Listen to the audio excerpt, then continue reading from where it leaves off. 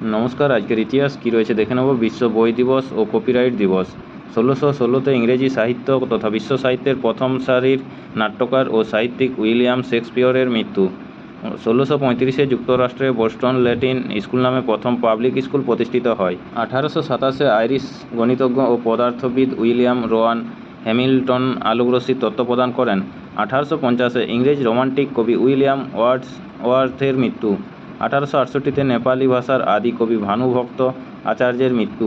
1896-এ new York শহরে জনসমক্ষে প্রথম চলচ্চিত্র প্রদর্শিত হয়। 1927-এ ভারতীয় শাস্ত্রীয় সঙ্গীতের দিকপাল ওস্তাদ আলাউদ্দিন খানের কন্যা এবং পণ্ডিত রবি শঙ্করের প্রথমা স্ত্রী অন্নপূর্ণা দেবীর জন্ম। 1968-তে হিন্দুস্তানি শাস্ত্রীয় সঙ্গীতশিল্পী বোড়ে গুলাম আলী খানের মৃত্যু।